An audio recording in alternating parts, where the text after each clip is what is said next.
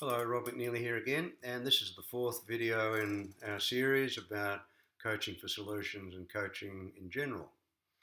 And I want to bring up a topic here which is central to this approach and invite you to explore it as an idea. And then, if you're interested, try this in your practice, whether you're a coach, whether you're a counselor, therapist, or whatever.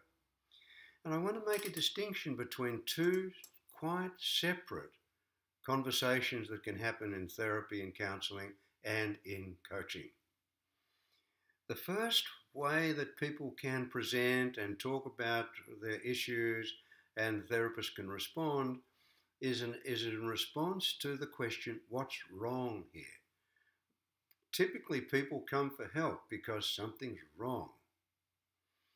And the medical approach, the technical approach, it loves this question. It's a beautiful question for working with and dealing with mechanistic problems. If something's wrong with your car, your washing machine, your computer, you take it to someone and you say, this is not working. And they want to know what's wrong so they can fix the car, the washing machine, the computer, so then it'll work again. So asking what's wrong is great for working with machines. And human beings are not machines. We are organic creatures. We're more like plants than computers, more like plants than washing machines. So instead of asking the question, or perhaps it would be better to say as well as asking the question, or in this experience to explore what happens if we ask the question, what's missing here? What is it in your particular situation that's missing for you that if you had it, you would be okay, you wouldn't have a problem, this wouldn't be an issue? And when we ask the question, what's missing, that allows the client, the person wanting coaching, to begin to explore something that might be there in the background, in their past, in their present, or maybe even in their future, that if they were to be able to connect with it, they'd be fine. It sends them on a search for what's there rather than what's not there. It's more like, to use a common example, where did I put my car keys?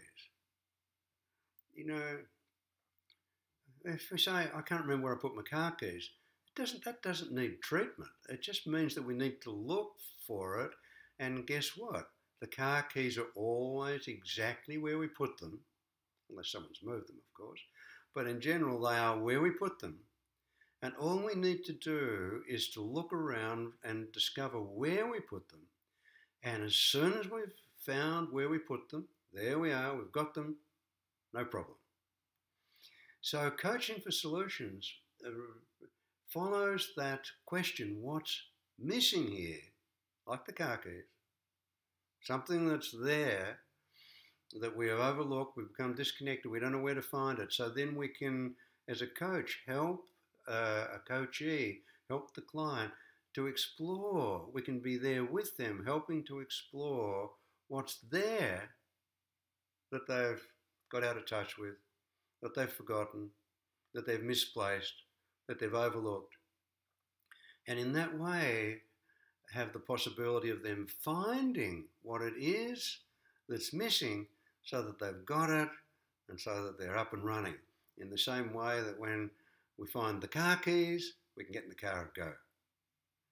So I want to emphasize the difference, huge, massive difference between asking what's wrong, which is the basis for a lot of coaching and a lot of counseling and therapy, and instead of asking that, to ask what's missing for you.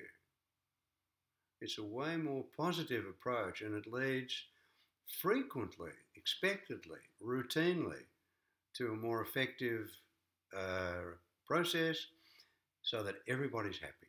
Good for the client, good for the coachee, and good for us. Okay, so my invitation is for you to play with that question. See what happens if you ask it. And then please leave a comment. It'd be lovely to read about what your response is to what I'm saying here. And thanks for watching. See you in the next video.